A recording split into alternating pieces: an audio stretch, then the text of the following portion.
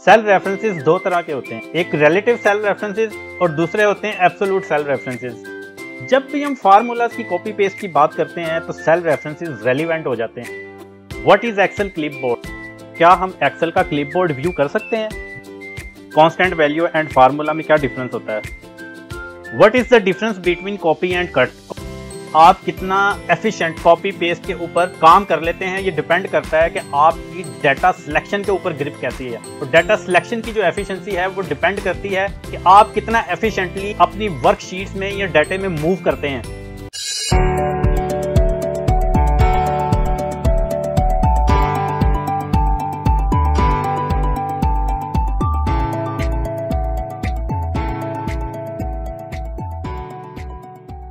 अस्सलाम वालेकुम, welcome to बिजीव consulting. आज हम डिस्कशन करने जा रहे हैं कॉपिंग, cutting and pasting constant values and formulas पर। लेकिन इसको डिस्कस करने से पहले एक दो कॉन्सेप्ट्स हैं जिनको अंडरस्टैंड करना बहुत जरूरी है। नंबर 1 पे है कांस्टेंट वैल्यू एंड फार्मूला में क्या डिफरेंस होता है। Constant value directly inserted into a cell, it is not calculated by a formula. इसको हम डायरेक्ट पंच करना भी कहते हैं। डायरेक्ट आप सेल को एडिट मोड में ले जाके उसमें कोई भी वैल्यू एंटर कर देते हैं तो वो एक कांस्टेंट वैल्यू होती है जो किसी फार्मूला के थ्रू कैलकुलेट नहीं हो रही होती। जैसे ये कुछ एग्जांपल्स मैंने आपके सामने रखी हैं, 1 2 3 है, इसके साथ ही मैं अगर 4 5 6 एंटर करता हूं तो ये भी एक कांस्टेंट वैल्यू है। बिजहीव है, मैं कंसल्टिंग लिखता हूं इधर, तो ये कंसल्टिंग भी मैंने डायरेक्ट एडिट मोड में जाके इस वैल्यू को पंच किया है, डायरेक्ट इंसर्ट कर दिया है सेल के अंदर। किसी फार्मूले के थ्रू मैंने इसको ऑब्टेन नहीं किया। तो वो नंबर्स भी हो सकता है, टेक्स्ट भी हो सकता है, और वो टेक्स्ट और नंबर दोनों का मिक्सचर भी हो सकता है। इसी तरह की एक और एग्जांपल अगर इधर टाइप करें BBB 693, तो ये भी एक कांस्टेंट वैल्यू है। इसके बरक्स अगर हम फार्मूला वैल्यू की बात करें तो ये फार्मूला वैल्यू फार्मूला के थ्रू ही कैलकुलेट होती है। इसकी एग्जांपल लें तो जैसे 2 + 2 को हमने सम करवाया हुआ है, यहाँ पे सम का फार्मूला लगा के, तो ये जो 4 वैल्यू शो हो रही है मेरे पास, ये एक फार्मूला वैल्यू है क्योंकि इसको फार्मूला की मदद से हासिल किया गया। अगर आप फार्मूला बार पे जाके देखें तो यहाँ पे सम का फार्मूला लिखा हुआ है जो C16 से लेकर C17 यानी कि इस रेंज को सम कर रहा है। कॉपी पेस्ट को अंडरस्टैंड करने के लिए जो दूसरा मेन कॉन्सेप्ट है वो है हमारा एक्सेल क्लिपबोर्ड। एक्सेल क्लिपबोर्ड क्या होता है? What is Excel clipboard? The clipboard is a short term storage, it uses computer RAM. ये एक शॉर्ट टर्म स्टोरेज है। ये जो इमेज आपके सामने है, ये इमेज क्लियरली क्लिपबोर्ड के रोल को एक्सप्लेन कर रहा है। जब भी हम किसी सेल कंटेंट को कॉपी करते हैं तो वो कंटेंट सबसे पहले क्लिपबोर्ड में जाते हैं, और जब हम उनको पेस्ट करते हैं तो क्लिपबोर्ड से ही वो पेस्ट होते हैं। यानी कि दो डिफरेंट कमांड्स में काम किया जाता है कॉपी पेस्ट का। कॉपी एक सेपरेट कमांड होती है और पेस्ट की एक सेपरेट कमांड होती है, और इन दोनों कमांड्स के दरमियान ब्रिज प्रोवाइड करता है ये क्लिपबोर्ड। यहाँ पे एक क्वेश्चन ये रेज होता है कि जब हम कॉपी करते हैं तमाम डाटा को, तो क्या वो डाटा क्लिपबोर्ड में जाता है? तो क्या हम एक्सेल का क्लिपबोर्ड व्यू कर सकते हैं? जी बिल्कुल कर सकते हैं। अगर कर सकते हैं तो कैसे कर सकते हैं? उसके लिए मैं आपको एक छोटी सी एग्जांपल देके समझाता हूं। ये आप अपनी एक्सेल शीट के अंदर होम टैब को देखें तो होम टैब के अंदर सबसे पहला सेक्शन आपको क्लिपबोर्ड का नजर आ रहा है। ये आपको स्मॉल एरो नजर आ रहा है यहाँ पे। इस एरो पे आप जैसे ही क्लिक करेंगे आपके सामने क्लिपबोर्ड अपीयर हो जाता है।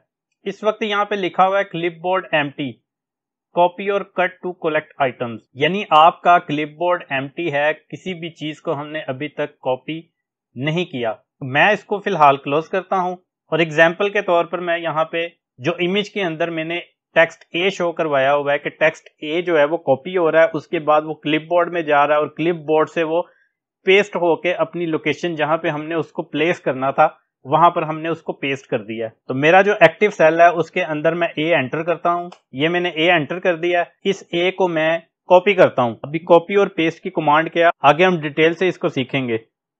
यहाँ पे सिर्फ और सिर्फ मैं क्लिपबोर्ड को अंडरस्टैंड करवा रहा हूँ। मैंने कॉपी कर लिया ए, और नेक्स्ट सेल में लाके मैंने इसको पेस्ट कर दिया।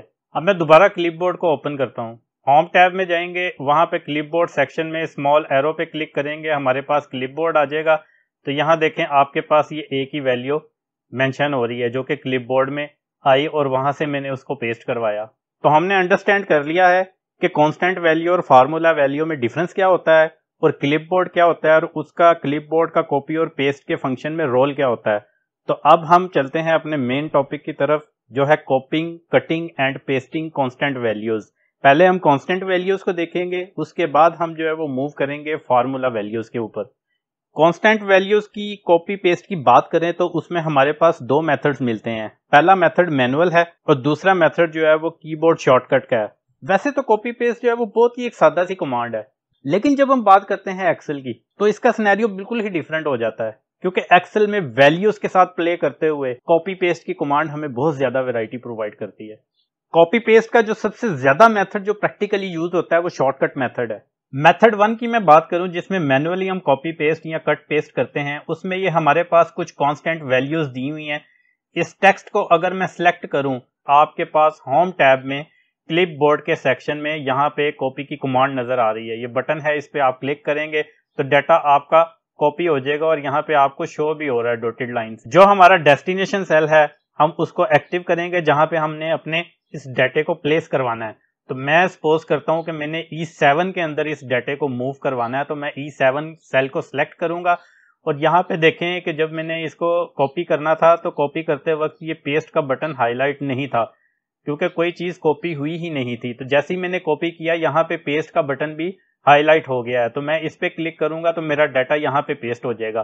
तो ये हमने देखा है कि मैनुअल तरीके से कॉपी पेस्ट कांस्टेंट वैल्यूज को कैसे करना है। अब हम कट पेस्ट की बात करते हैं, कांस्टेंट वैल्यूज को मैनुअल तरीके से कट पेस्ट कैसे करना है। What is the difference between copy and cut? Copy paste की जब हम बात करते हैं तो उसमें ओरिजिनल डाटा मूव नहीं होता, वो अपनी जगह एग्जिस्ट करता है।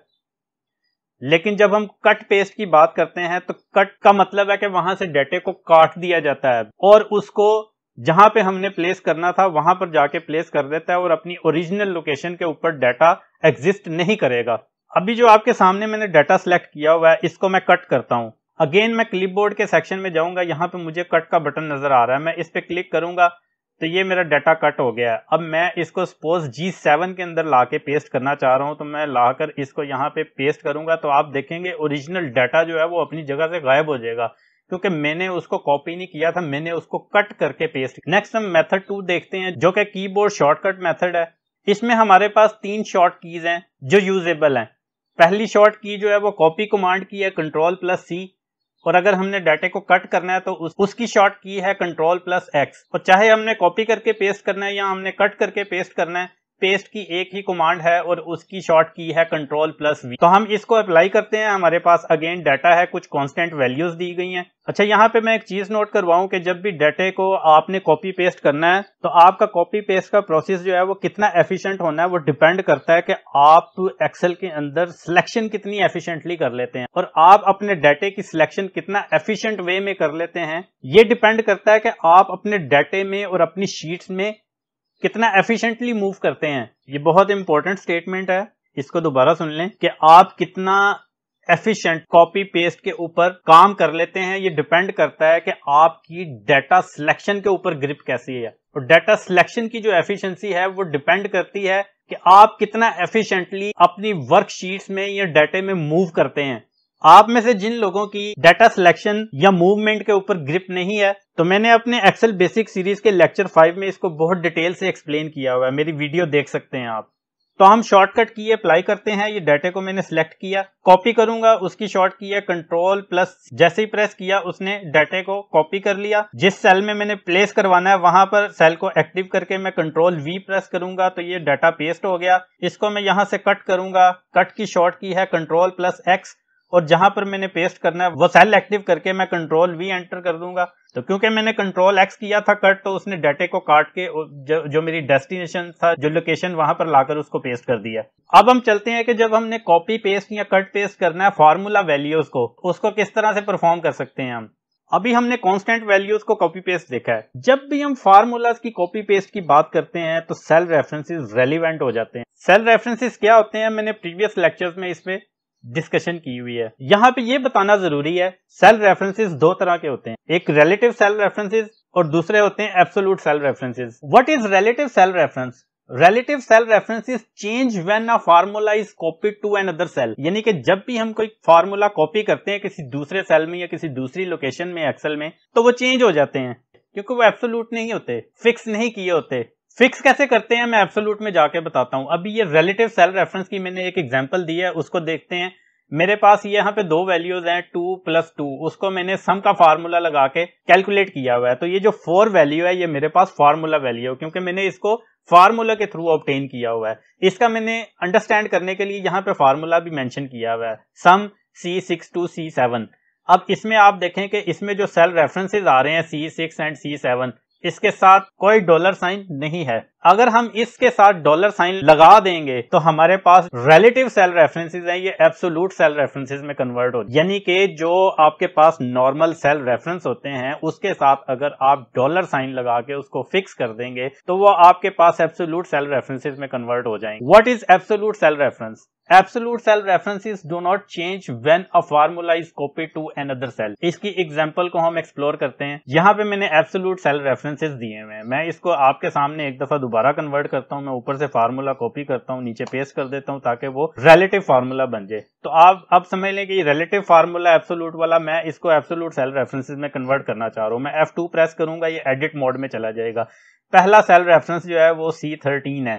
इसके ऊपर क्लिक करके मैं F4 को प्रेस करूंगा तो आप देखें इन C के साथ जो कॉलम का रेफरेंस है उसके साथ भी डॉलर साइन लग गया है, और जो रो का रेफरेंस है 13 उसके साथ भी कॉलम साइन डॉलर साइन लग गया है। इसी तरह मेरे पास जो दूसरा सेल रेफरेंस है जहां पे रेंज एंड हो रही है C14, उसको क्लिक करके मैं अगेन F4 प्रेस करूंगा तो F4 प्रेस करते ही मेरा जो रिलेटिव सेल रेफरेंस है वो एब्सोल्यूट सेल रेफरेंस में कन्वर्ट हो गया। मैं एंटर प्रेस करूंगा, अब देखें इसका जो फार्मूला बार में फार्मूला नजर आ रहा है वो इसी तरह का नजर आ रहा है, ये जो मैंने साइड पे मेंशन किया हुआ है आपको एक्सप्लेन करने के लिए। अब मैं कॉपी कट इसके ऊपर अप्लाई करता हूँ। नीचे मैंने एक एग्जांपल लिया है, उसमें मेरे पास दो वैल्यूज हैं, एक 5 और एक 2 है। इन दोनों को मैं सम के फार्मूले से प्लस करूं तो मेरे पास 7 आंसर आता है। और अगर फार्मूले की आप वैल्यूज देखें फार्मूला बार में तो वो मेरे पास क्या आ रही हैं, इसमें देख लें कोई डॉलर साइन नहीं है। तो ये हमारे पास रिलेटिव सेल रेफरेंसेस है। मैं एस्केप करता हूं, मैं इसको कंट्रोल C करता हूं और यहाँ पे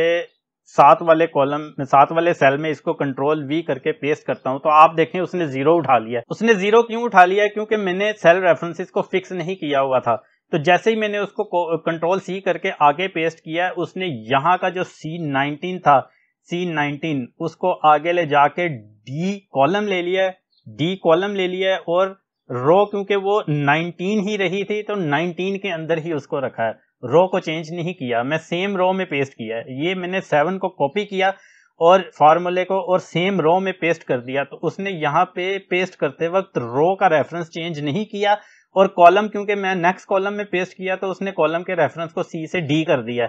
इसी तरह जो यहाँ पे C20 है, क्योंकि रो मेरी सेम रही है लेकिन कॉलम मेरा नेक्स्ट हो गया D में पेस्ट किया तो उसने यहाँ पे लाके उसको D20 कर दिया है। यहाँ से हमें पता चला कि जब भी रिलेटिव रेफरेंसेस होंगे फार्मूले के अंदर तो हम फार्मूले को कॉपी करेंगे और पेस्ट करेंगे तो वो उस जो हमारी लोकेशन है, जो डेस्टिनेशन है, उसके अकॉर्डिंगली सेल रेफरेंसेस को चेंज कर देगा, क्योंकि हमने उसको डॉलर साइन लगा के फिक्स नहीं किया हुआ। अब मैं यही एग्जांपल लेता हूं एब्सोल्यूट सेल रेफरेंसेस के साथ। इसको हम कॉपी पेस्ट करते हैं यहाँ पर, और मैं ये जो हमारे पास फार्मूला लगा हुआ सम का, इसको मैं F4 प्रेस करके एब्सोल्यूट सेल रेफरेंसेस में कन्वर्ट करता हूं, एंटर करता हूं। अब मैं इस फार्मूले को कंट्रोल C और यहां लाके कंट्रोल V करूंगा तो आप देखें उसने वही सेम मुझे 7 आंसर दे दिया। यहाँ पे मुझे 0 दे दिया था क्योंकि यहाँ पर सेल रेफरेंसेस को मैंने फिक्स नहीं किया हुआ था, तो उसने अकॉर्डिंगली उसको चेंज कर दिया। जो नई डेस्टिनेशन थी, नया जो सेल रेफरेंस था, उसके अकॉर्डिंगली उसने कन्वर्ट कर लिया फार्मूले को।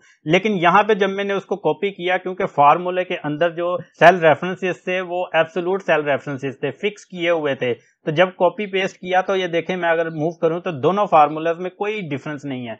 जो यहाँ पर फार्मूला बार में वैल्यूज आ रही हैं सेल रेफरेंसेस की, वही सेल रेफरेंसेस यहाँ पे आए हैं, यानी कि यहाँ पे F19 to F20 है तो यहाँ पे भी F19 to F20 ही है। उसने किसी भी तरह से उसको चेंज नहीं किया क्योंकि हमने डॉलर साइन लगा के इसको एब्सोल्यूट सेल रेफरेंसेस में कन्वर्ट किया हुआ था।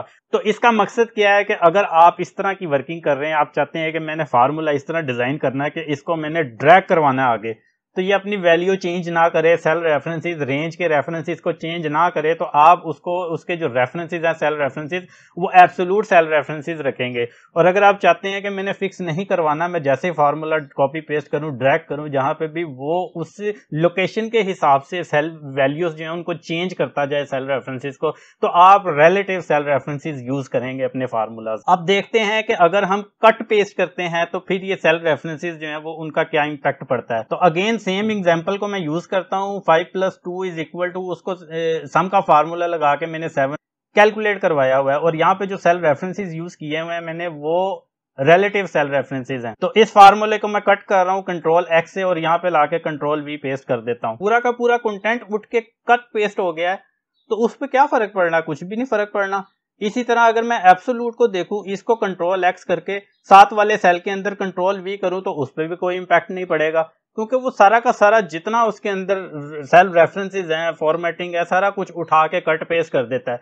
तो इसका मतलब ये हुआ कि कट पेस्ट की जब हम बात करें तो उसमें चाहे आपके रिलेटिव सेल रेफरेंसेस हो या आपके एब्सोल्यूट सेल रेफरेंसेस हो, वो इररिलेवेंट हो जाते हैं, उसमें कोई फर्क नहीं पड़ता। जब हम कॉपी पेस्ट की बात करते हैं तो कांस्टेंट वैल्यू में कुछ नहीं होता, लेकिन फार्मूलाज के अंदर आपके जो सेल रेफरेंसेस हैं वो रेलिवेंट हो जाते हैं। उम्मीद करता हूं कि आपको ये फार्मूलाज का कॉपी कट एंड पेस्ट का कॉन्सेप्ट समझ लग गया होगा। अगर फिर भी कोई चीज समझ नहीं लगी तो आप वीडियो में कमेंट करके मुझसे पूछ सकते हैं। नेक्स्ट हमारा रूटीन के मुताबिक प्रैक्टिस सेट एरिया है। इस प्रैक्टिस सेट एरिया की जो फाइल है, जो क्वेश्चन पेपर आप कह सकते हैं, वो डिस्क्रिप्शन में मैंने उसका लिंक दे दिया, आप वहां से डाउनलोड कर सकते हैं। और इस प्रैक्टिस सेट का सोल्यूशन रूटीन के मुताबिक आपके साथ नेक्स्ट वीडियो में शेयर कर दिया जाएगा। अगर वीडियो अच्छी लगी तो बिज़ कंसल्टिंग को लाइक करें और अपने प्रोफेशनल नेटवर्क में शेयर करें, ताकि ज्यादा से ज्यादा लोग इससे बेनिफिट ले सकें। इजाजत दें, नेक्स्ट लेक्चर में आपके साथ मुलाकात होगी एक नए टॉपिक के साथ। अपना ख्याल रखिएगा, दुआओं में याद रखिएगा। Thank you, Allah Hafiz.